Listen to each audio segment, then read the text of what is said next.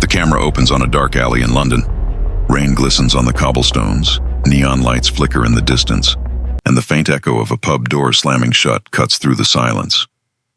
A voice breaks in, calm, steady, but with an edge of danger. For as long as London has stood, there's been a shadow running alongside it. A world built not on law, but on loyalty, violence, and fear. This is London's hidden legacy, the story of organized crime. Not the polished fictional glamour of Hollywood, but the raw, bloody truth of a city where gangsters carved out empires with razors, fists, and iron bars. Long before today's surveillance cameras and digital footprints, men with names whispered in pubs and backstreets controlled the city. Names like the Sabinis, who ruled racecourse betting with ruthless precision. The Corteses, whose reign in Soho bled money through clubs and rackets. The Richardson brothers, who made South London their fortress. And of course, the Kray Twins, the East End legends who became icons of both terror and celebrity. But woven into this brutal tapestry of 20th century London crime, one name burns brighter and darker than most. A man whose very nickname carried the weight of madness, Mad Frankie Fraser. Born in 1923, Fraser wasn't destined for an ordinary life. From a young age, he found himself drawn not to the safety of honest work, but to the adrenaline of street life. His reputation exploded in the Underworld when he slashed Gangland boss Jack Spot, earning him both notoriety and the moniker that would follow him for the rest of his days. Mad Frankie, a name that suggested unpredictability, danger, and a willingness to go further than anyone else. By the 1960s, Fraser had become a key enforcer for one of the most feared outfits in the capital, the Richardson Gang of South London. Eddie and Charlie Richardson had built an empire on a simple but devastatingly effective model. But their empire needed teeth, men who could ensure loyalty, men who could make refusal unthinkable. That's where Frankie came in. His role was as clear as it was terrifying. Walk into a pub or club in South London, and chances are you'd find one of Eddie Richardson's one-armed bandits, fruit machines set up to churn out profits. But those machines didn't appear by chance. They were installed because Frankie and men like him protected the premises. Protection in this world was no polite offer. A landlord who cooperated found security, a steady share of profits, and the backing of the most dangerous gang in the city. But refusal? Refusal meant smashed windows, burned out businesses, or landlords themselves being introduced to Frankie's blade. Fraser himself remembered those days not as grim or oppressive, but intoxicating. After serving a 7-year prison sentence, he reconnected with the Richardsons and never looked back. I liked them immediately. That was it, he would later recall. To him, they weren't just gangsters. They were family. They were opportunity, and the lifestyle was irresistible. Frankie spoke of it with a gleam in his eye. The sleek Bentleys that turned heads on London streets, the velvet ropes pulled aside at nightclubs where champagne flowed endlessly, the kind of financial success that made the law feel irrelevant. When it was good, he said once, it was very, very good. Behind that glamour stood the two brothers who ran the machine. Eddie Richardson was the enforcer, the visible muscle who made sure debts were paid and rules obeyed. His brother Charlie was the strategist, the businessman who turned muscle into money. Together they blended brains and brawn, building Atlantic gaming machines and flooding Soho's pubs and clubs with their fruit machines. It wasn't just the profits from the machines themselves, it was the rackets around them, the protection money, the fear. And yet their associates swore the Richardsons were fair. They put you in on the coup and gave you a fair share, one said. Unlike other gangs that hoarded wealth, the Richardsons claimed not to be greedy. They created loyalty not just through fear, but by making sure everyone ate. Still, when it came to rivals, fear was the primary currency. Violence was not random. It was strategic. When Polish gangs began muscling in on their territory, trying to plant machines where Richardson influence already held sway, Frankie and his associates responded with brutal efficiency. Rivals were cornered, attacked, chopped up a bit, as Frankie casually described it, blades carving into legs as a warning that lingered longer than bruises. And what followed those assaults? Nothing. No arrests, no police dragging men into court. Because in those days, London's streets were a different world. No CCTV cameras, no mobile phones recording every move. Frankie laughed when he compared it to today. You was lucky to find a phone box that worked, he said. It was a lawless playground, and the Richardsons thrived. But while Fraser was feared on the outside, he was even more infamous on the inside. Over his lifetime, he would spend more than 70 years in prison, an astonishing stretch that spanned not only his own life, but even his son's. Frankie never bowed to authority. "I would never give in," he said defiantly, a motto that became his prison creed. And he meant it. From the moment he first stepped inside, he resisted with everything he had.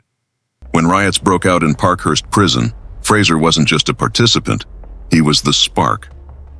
That rebellion earned him another 5 years on top of his sentence, but it only strengthened his legend. He was even accused of kidnapping the governor of Wormwood Scrubs. Fraser referred to it as Onsworth, and attempting to hang him. The stories spiraled into myth. Officers whispered about the day Fraser sliced off a prison guard's ear, flushing it down the toilet as if to erase the evidence in the most grotesque way possible. The guard, now forever disfigured, carried a new nickname, Ariel Harry, a cruel joke born of brutality. Prison authorities found Fraser impossible to manage. His rebellion was relentless. Time and again, he assaulted staff, fought back against the system, and refused to be broken. The solution? They tried to have him declared insane, hoping to shift him into Broadmoor Hospital for the criminally insane. But Fraser only saw opportunity. "It suited me," he admitted. Broadmoor was much better than prison. His philosophy was simple: fight or be crushed. "I first punched a prison officer when I was very young," he recalled, almost with pride. He wasn't a large man, small in stature compared to many, but his fury made him dangerous. "They'd make life very hard for me, and I would just retaliate." To Fraser, every act of violence was self-defense, not weakness. In his mind, the prison system was the enemy, and survival demanded constant resistance.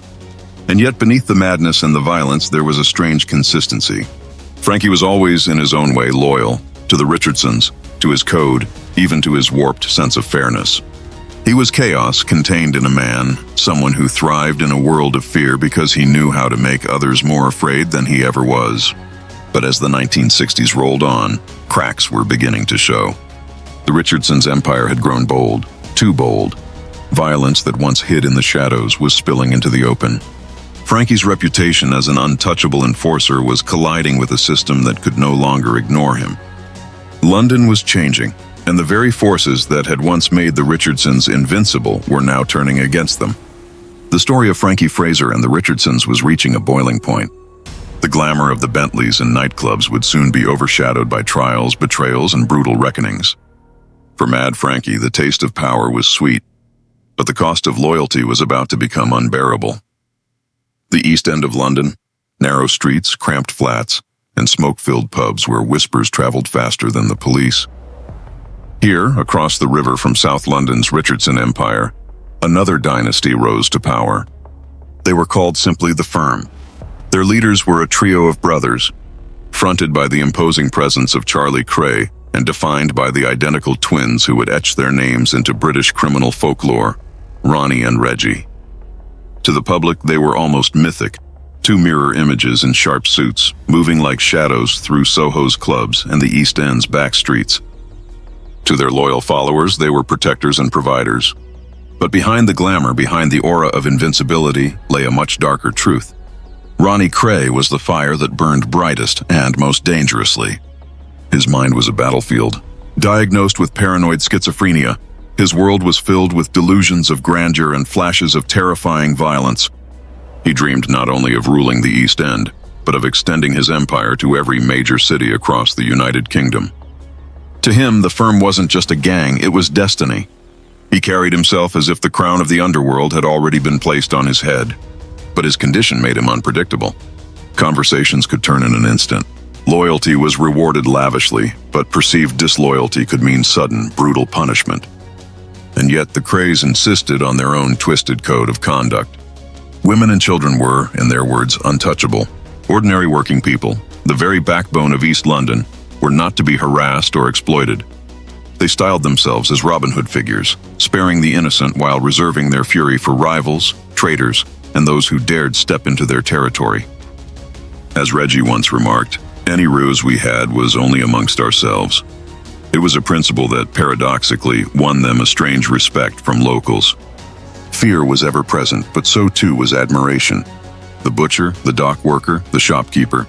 They could sleep at night knowing the Krays weren't coming for them. But beyond the East End, not everyone was impressed. To associates of the Richardson Gang, the Krays were little more than pretenders. One associate recalled dismissing them with a sneer, branding them two puffs, a cruel slur aimed at their perceived weakness, particularly at Ronnie's open homosexuality in an era when such revelations carried heavy stigma. In their eyes, the Krays weren't hardened criminals, but boys who had stepped out of fantasy magazines, trying to play roles they didn't understand. Both of them. No brains, the associate spat. Where the Richardsons approached crime as a business, profit-driven, organized, pragmatic, the Krays seemed intoxicated by the performance of gangsterism itself. Reggie, quieter and more calculating than his twin, was often described as the brains of the two. But even he, critics claimed, lacked the vision that made men like Charlie Richardson so dangerous. The Krays loved the spotlight, the front-page photos, the whispers of their names across Soho. They weren't just running rackets. They were feeding their own mythology. And in that mythology, the line between reality and fantasy blurred dangerously. The rivalry between these worlds, the cold efficiency of the Richardsons and the theatrical swagger of the Krays, became a defining clash of London's underworld. Those who knew both sides drew a sharp contrast. One Richardson man scoffed, "If they put me and my brother in a cell with them two, there's only two people coming out. That's me and my brother." It wasn't bravado. It was a declaration of the difference between hard, street-bred toughness and what they saw as the Krays' obsession with image. The tension between these factions underscored a larger truth about organized crime in London during the 1960s. For every glass of champagne poured in a Mayfair nightclub, there was a beating in a back alley. For every polished Bentley idling outside a Soho venue, there was a man lying broken in the gutter. Glamour and brutality existed side by side, inseparable, each feeding the other. The flash drew attention, the violence maintained control. The Richardsons built their empire on numbers, machines, and profit margins. They spoke of running the business like merchants who happened to use razors instead of contracts. The Krays, by contrast, were actors in their own drama. They courted journalists, posed for photographs, and let their legend grow in the tabloids. They weren't just criminals. They were celebrities, notorious at a time when notoriety itself had value. But image is a fragile foundation. While the Richardsons worried about cash flow, the Krays worried about perception. One was rooted in pragmatism, the other in fantasy, and all of this unfolded in an era uniquely suited to their rise. London in the 1960s was still a city of shadows. Surveillance cameras were unheard of. Wiretaps were primitive, inconsistent. Police corruption was rampant, and evidence often disappeared before it could ever reach a courtroom. Criminals could act with near impunity, their only true risks coming from rival gangs or betrayal within their own ranks. As one gangster dryly recalled, "You was lucky to find a phone box that worked." In such a world, violence was not only common, it was a language. A way to negotiate, to intimidate, to declare ownership of a street or a pub or an entire neighborhood. But no empire lasts forever. The same fear that kept rivals in check began to bleed into the lives of associates and allies. Violence once contained spilled out recklessly. The glamour of the nightclubs began to look tawdry against the blood that stained the streets. Frankie Fraser, the Richardsons, the Krays, all of them had built their reputations on the twin pillars of loyalty and fear. But loyalty is fragile, and fear has limits. When the law finally came knocking with more determination than ever before, those empires began to crumble. Yet the legacy endured. Decades later, figures like Fraser would be remembered less for the money they made and more for the myths they created. Prison exploits, riots, violent outbursts, they became stories told and retold, each time more exaggerated, more legendary. The Krays became cultural icons, immortalized in films and biographies. The Richardsons remained infamous, their names evoking a different kind of respect. Together, they embodied a time when the underworld ruled unchecked, when men could carve out kingdoms in the heart of London with nothing more than blades, fists, and the will to dominate. This was more than crime. It was culture. It was myth-making. It was the creation of modern gangster folklore, a uniquely British brand of legend that blurred the line between horror and fascination. To some, these men were villains. To others, they were working-class heroes who stood against the establishment. But to everyone, they were unforgettable. And in the end, Perhaps that's what they wanted all along. Power fades, empires collapse, money vanishes. But the story remains. The camera lingers on a grainy black and white photo. The Kray twins, suited, unsmiling, their eyes daring you to look away. Then a flash, Frankie Fraser in handcuffs, smirking as guards pull him toward another cell door. These images, frozen in time, remind us that history is not only written in ink, but in fear, in scars, and in silence. London has changed. Cameras are everywhere now. Organized crime is more discreet, hidden behind digital screens instead of smoky pubs. But the ghosts of that era still haunt the city. The laughter from Soho's clubs, the screams from South London basements, the echo of fists against prison walls, they linger, refusing to fade. And as we look back, we're left with one final question. Were these men simply products of their time, or did they shape the very city itself? Perhaps both. What is certain is that their shadows stretch long, reaching into the present, reminding us that behind every glamorous story lies a brutal truth. Because in London's underworld, legends are born not just from what men built, but from what they destroyed. If you've been captivated by this story of London's most infamous gangs, dive deeper into the hidden world of organized crime by subscribing. More untold histories, more shadows brought into the light, because the story doesn't end here.